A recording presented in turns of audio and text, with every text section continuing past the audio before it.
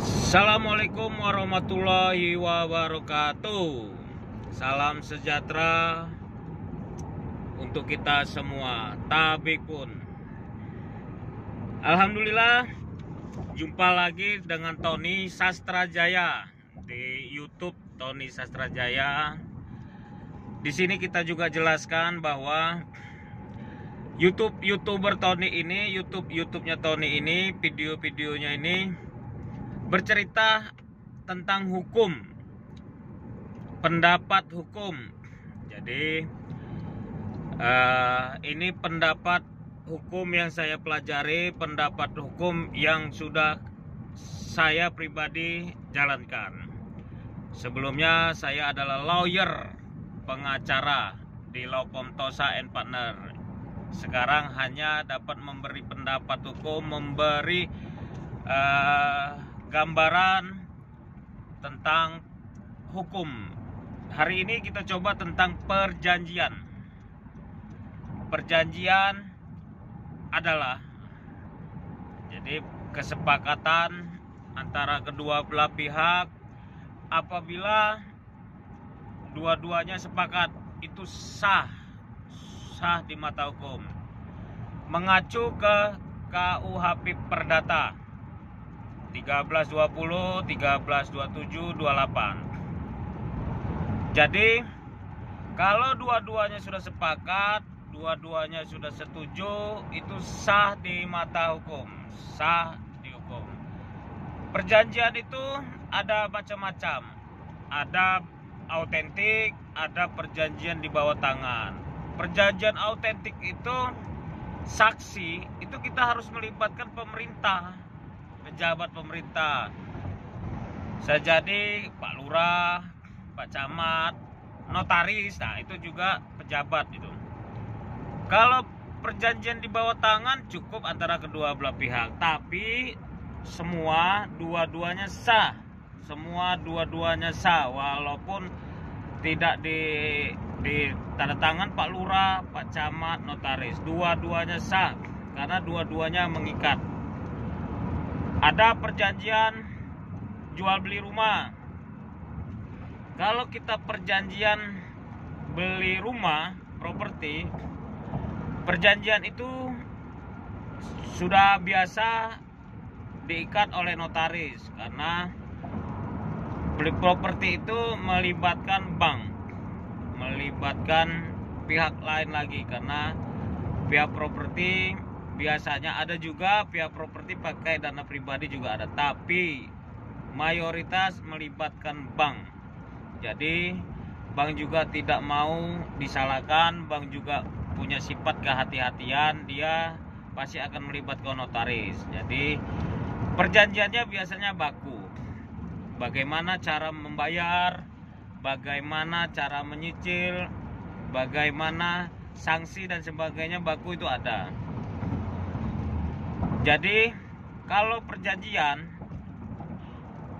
apa yang kita inginkan kita ungkapkan. Kita inginkan kita ungkapkan. Saya mau bayar per bulan sekian. Kalau dia tidak baku itu kalau seperti di bank baku, dia tiap bulan sekian flat selama 10 tahun. Itu kita tidak bisa nyicil, tidak bisa maksud nyicil tidak bisa nawar. Kalau umpamanya per bulan 2 juta ya 2 juta, tidak bisa 500.000 apalagi 100.000. Dan sanksinya ada dan dendanya telah diatur. Dia mengacu kepada Bank Indonesia.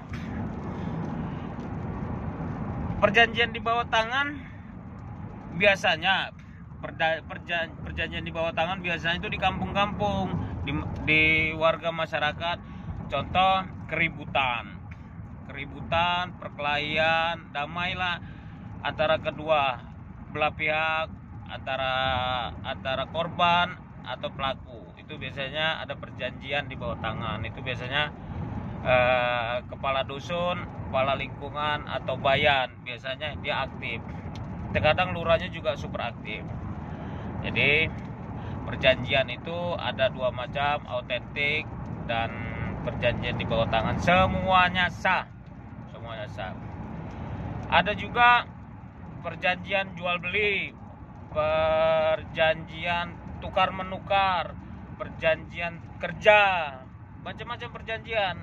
Walaupun tidak notaris, walaupun tidak ada tanda tangan Pak Lurah, camat, sah di mata hukum karena tadi mengacu pasal KUHP Perdata 1320, 1327, 1328 dan lain-lain. Apabila salah satu pihak perjanjian itu tidak dijalankan atau tidak menjalankan isi perjanjian, itu namanya one prestasi. One prestasi, bagaimana caranya? Kita gugat ke perdataan, gugat di pengadilan negeri. Kita gugat orangnya karena tidak mengikuti apa isi yang ada dalam perjanjian. Nah, perjanjian itu jauh dari pidana, tetapi bisa juga di dalam perjanjian itu. Contoh, si A pinjam duit, si A pakai uang saya 50 juta. Pada hari dan tanggal dia tidak bayar. Di kesepakatan itu jelas, apabila tidak bayar itu dimasukin pasal sumpamanya 372, 378 karena ngelapin, karena bohong, karena nipu. Nah, itu ada pidananya, dimasukin juga di dalam perjanjiannya itu. Tadi saya bilang karena perjanjian itu apa yang kita inginkan sampaikan, apa yang kita sepakati sampaikan dan tulis. Nah, di situ seandainya dia tidak mulangin uang saya pada tanggal hari jam sekian, dia masuk unsur pidana penipuan dan penggelapan, dimasuk situ. Apabila tidak tepat juga, nah itu pidananya masuk. Kecuali orangnya sudah nyicil sebelum ada laporan, orangnya nyicil, jadi keperdataan.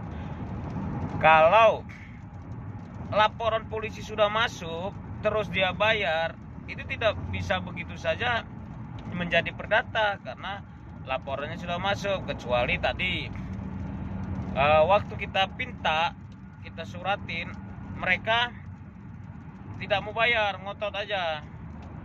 Nah, setelah laporan polisi udah nggak bisa lagi, artinya proses berjalan. Bisa, semua bisa win-win solusi, artinya apabila ada kesepakatan dan polisi atau penyidik tempat kita melapor mempunyai kebijakan karena hal-hal lain, sumpama kalau ini dilanjutkan akan berdampak ada keributan, kerusuhan dan sebagainya. Polisi tahu, polisi menempatkan diri dia sebagai siapa.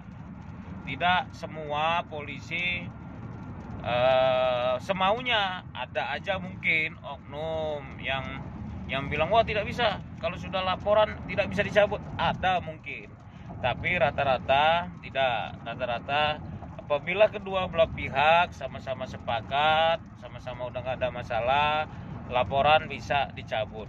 Itu juga harus permohonan kalau dia laporan di polsek ya ke Kapolsek, kalau di Polres ke Kapolres dan seterusnya. Itu ngajukan permohonan, tidak bisa datang bilang Pak saya cabut perkara, bahwa ini kami sudah damai, tidak bisa, apalagi sudah penyelidikan. Itu perjanjian kesepakatan. Oke. Sekali lagi, kalau mau komen, kalau mau usul, mau menyampaikan Pak tolong buat konten ini Pak, kalau bisa buat bahas tentang ini, bisa komen di bawah, atau WA saya atau SMS saya. Oh ya, sebelumnya saya belum pernah kasih nomor handphone atau WA. Bisa dicatat nomor saya 08211 0934 469. Saya ulang, 08211 0934 469. Itu WA dan telepon bisa. Itu aja mungkin dari Tony Sastrajaya, SHMH CIL CLA, Lampung Tengah. Assalamualaikum warahmatullahi wabarakatuh. Tabik pun.